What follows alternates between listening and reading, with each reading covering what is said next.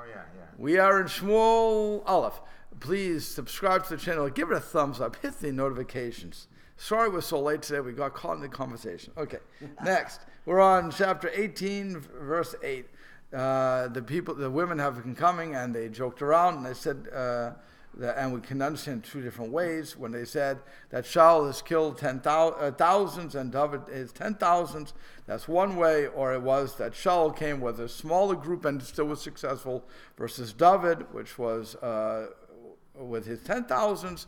That's how he was successful. So either way, it could be taken a complimentary way, or it could be taken as in a derogatory way. So Saul decides to take this as a derogatory way against his kingdom, and they were making fun of him that he only killed thousands while David had killed 10,000s. Okay, or tens of thousands.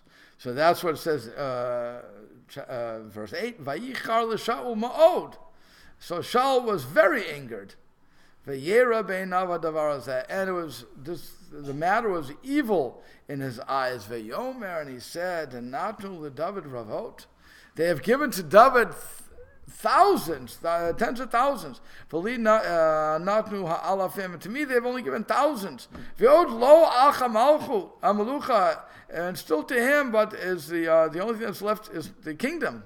That's Israel will give him the kingdom too. That's why Rashi says, "Enot sarich ela malchut." Now all he needs is a kingdom. He has the popular support. He has everything. They're already saying that what we will say today, fake news. Okay, saying it's fake news. That he has. I'm the one who's running the kingdom. I'm the one who puts everybody into action. I'm the one that sent David. I'm the one that did everything, and now they're giving him credit. What kind of nonsense is that?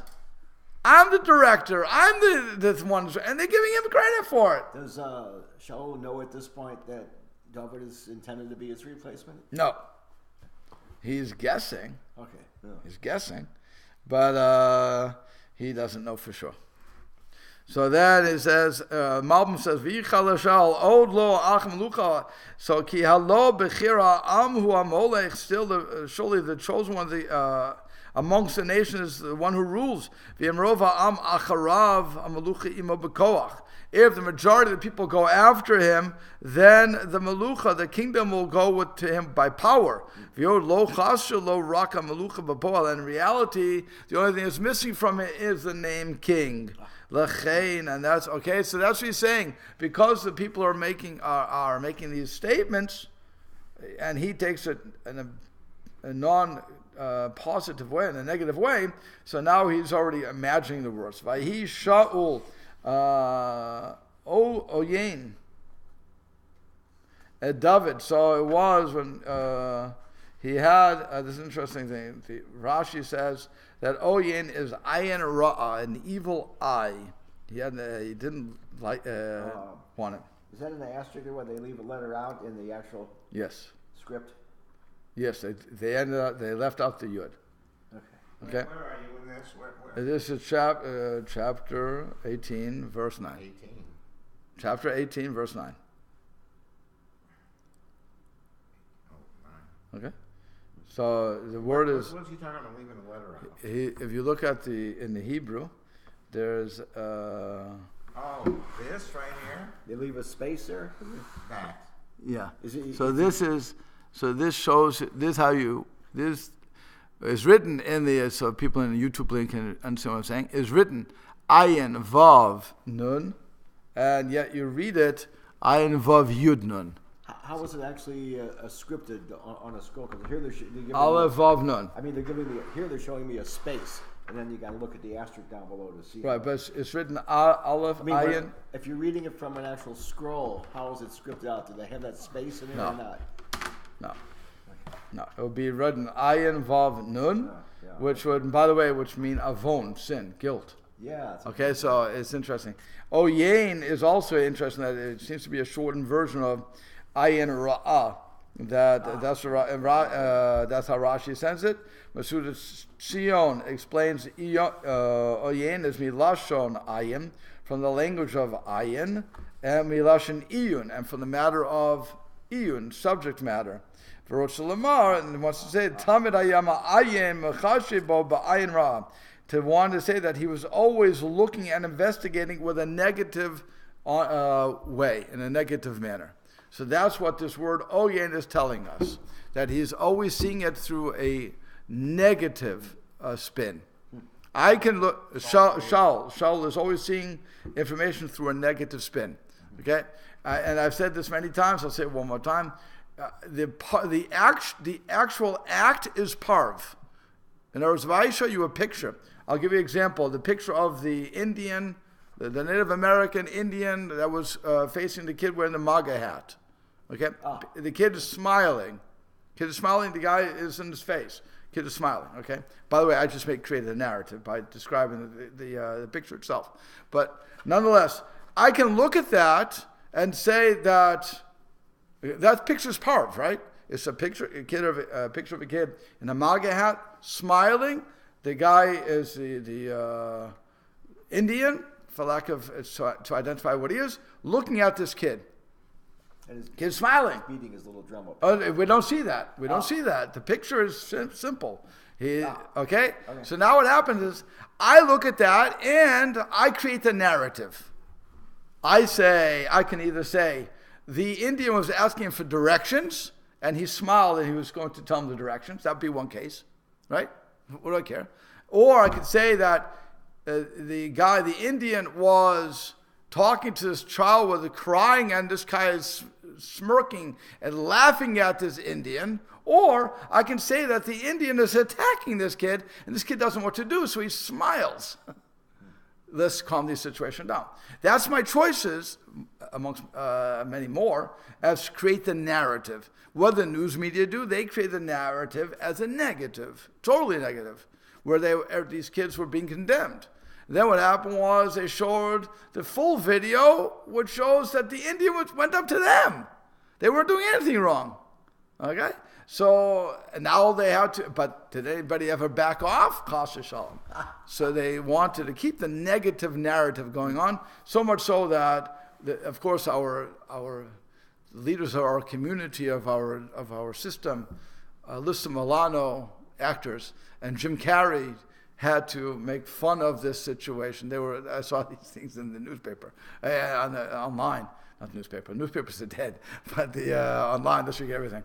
And these paradigms of virtue decided to condemn these kids after finding out that they were wrong. Which is, I was saying, look at the articles already. They all said that kids did nothing wrong. All the articles. But again, it doesn't matter. That's how Shaul is seeing this. Shaul sees everything through a negative light at this point. He sees that they're saying, you killed with thousands. He killed with tens of thousands. Oh, see, he's better than me? No, the exact opposite. We're praising you. You did with 1,000. That was miraculous. 10,000 is not so miraculous. But he says, no. Next thing you'll do is to give him the kingdom. So he sees a negative. That's what the word oyen or avon again is written ayin vav nun, but we pronounce it ala ayin vav yud nun. And because it's a combination of two words, ayin, I, and inyan, matter. So I'm seeing it through my what's it called, filter. I'm seeing it through my filter. Are you talking about like sort of self-importance or ego or something? No, I'm saying through my filters. I'm seeing it through my filters. We all have filters. On what basis was Saul made the first king, other than the fact that people are like, why him? Was there much of first of all, that was God picked him. Yeah, I know. Okay, so we on have what to. basis? So God, the way we understand it, I'm just trying to think of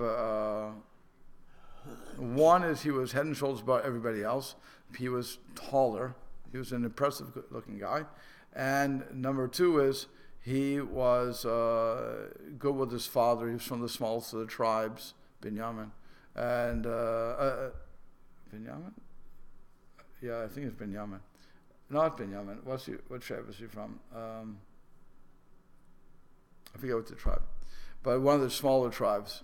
And so that was also important. But his big thing was that he was what do you call it? A humble guy. He was very humble. And so he didn't want to be king. He didn't want to be king at all. He tried to run away from it. But once he becomes king, he doesn't want to give it up anymore, which is the old story. Yeah, well, that happens to be. That's the old story.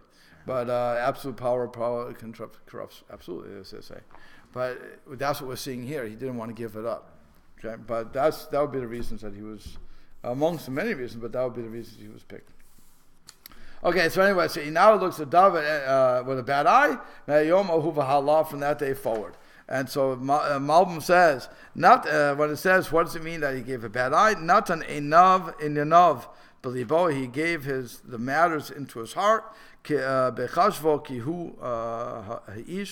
he considered him that is the man. Sha'amar hanavi.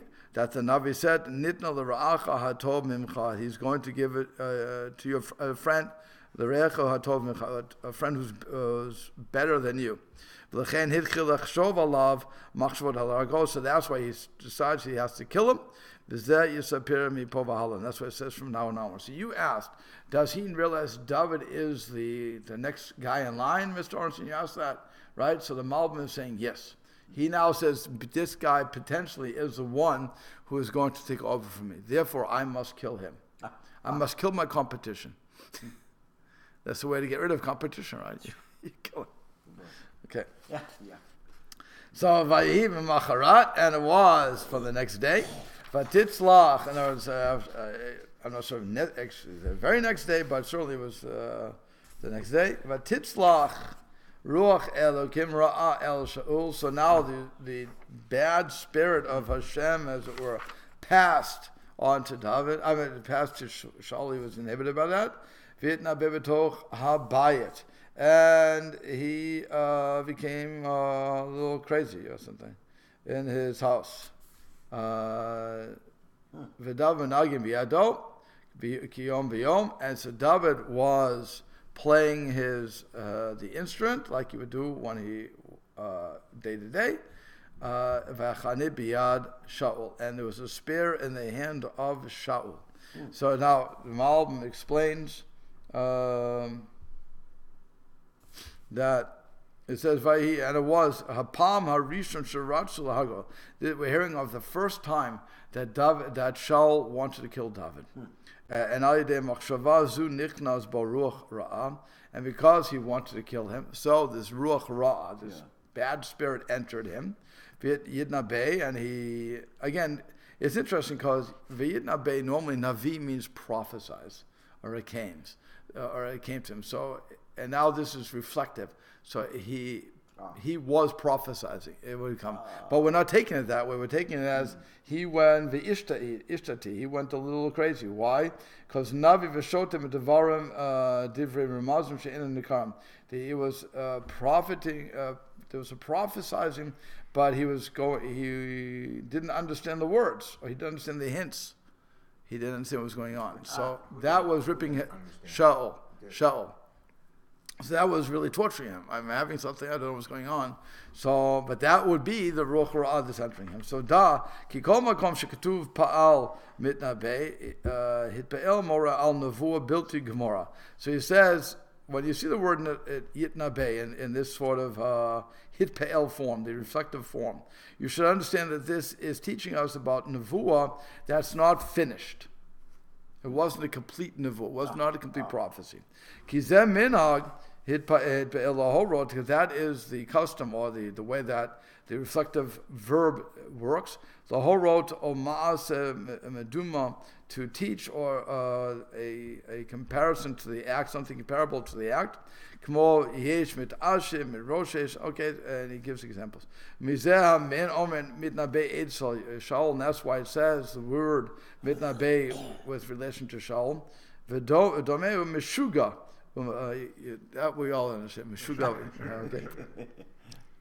Meshuga and mitnabe, and that's why it says he was confused, going crazy, and he was in the prophesied. Mitnabim lifneihem. So there was this prophecy, again, this craziness from before him.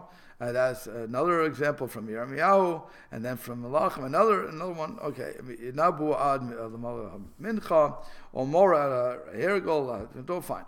So, and then it goes. It's just giving me a whole bunch of examples of this that they showing that the reflexive is not complete. Namely, Noach, that Shem walked with Noach, and there was Noach wasn't self-supporting. Again, it's just a matter of showing you how the Hitba'el works. Okay, so let me just finish this. So Rosh Limor. So I skipped all the examples because it's just going to go too far afield. Rosh Limor. So when he had this craziness, it was like he was telling the future. Ki David, namely Ki David Yikach Malchuto, that David is going to take his kingdom. That's why he was seeing that as a prophecy already. Yeah, you're going to ask? Does anybody explain the Ruach Elohim Ra? I mean, was it an evil spirit from Hashem? No, it was because it was not clear. Because it was not clear, that's what the Pasuk is saying. Because it was not clear, it wasn't a clear message, it's considered like the Ruach Ra, and that's one thing. Also, the very fact that when Hashem stripped Shaul, this is not the first time we're saying it, stripped him of the Ruach HaKodesh, the Ruach HaGevara. He stripped him of the Ruach HaGevara, the spirit of strength, and he gave that to David. Yeah. So he Shaul felt something was missing. And so that's the Ruach Ra'ah. It was the lack of Hashem's spirit of Gevara. So he starts muttering things, and it doesn't really make a lot of sense, in other words. Well, no, he knows something's wrong, but he can't put it into words. You're in verse 10 still, right? I am in verse 10, yeah. Well, the word they use here is incoherently. Okay. And it's interesting because we've gone through, this is already his second demotion. The first was what they described as melancholy. Right. We've gone now from melancholy stage to the incoherent stage to what in the next verse will be a potential murdering stage. Correct. It doesn't take him long to fall apart. No, I told you, it's all of 2 years. It's all of 2 years. I meant even shorter time than that. This is from verse 10 to verse 11. Well, there's one event. Mm-hmm. There's one event. Again, what happened was he heard the women singing. And so that started the ball going. He now sees, this guy must be it. So now, after some time, we don't know what the time is. It says the next day, but it doesn't necessarily mean the next day. Okay, so, and like I said, he says they become incoherent, but he's not taking, for some reason, not taking into account all the other, he was speaking words, the hint, but they weren't recognizable. Okay, that's incoherent. So they're quoting Rashi. But it's more of, they don't know what he's talking about. It's like a fever somebody has that they go a little bit off. He gives a nice explanation in here. What does he say? On 10. 10. He prophesied, so he raved. A prophet and a madman speaking with unintelligible hints. Right, that's Rashi. When a prophet experiences a prophetic trance, his mind becomes detached from his earthly surroundings, and he utters words which have no meaning to those around him. So the madman, whose mind is deranged, does likewise. Hence, the identical term is used for both. Who's A? I'm not sure who A is. Takes this term more literally and explains thus: God will do evil to him.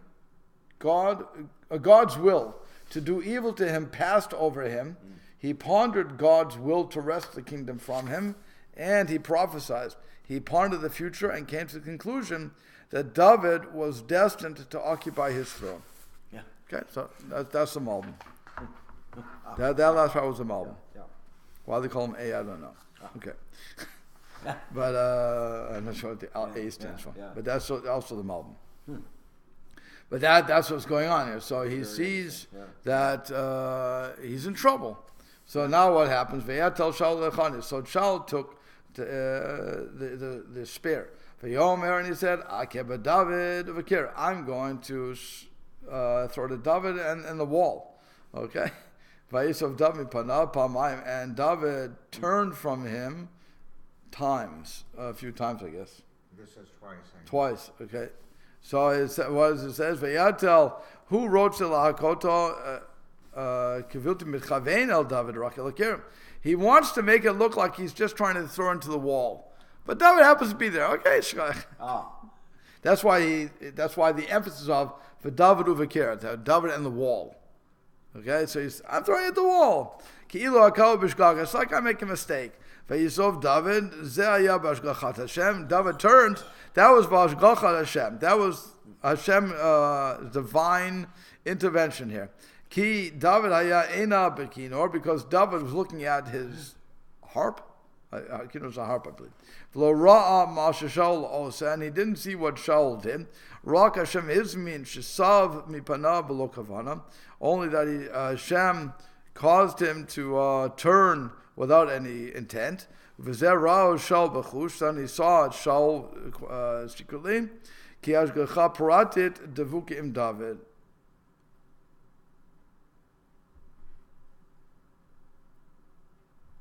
Oh, I'm sorry. I saw that wrong. Was there Shaul? So that's when Shaul saw that Shaul, that David had the divine intervention of God working for him.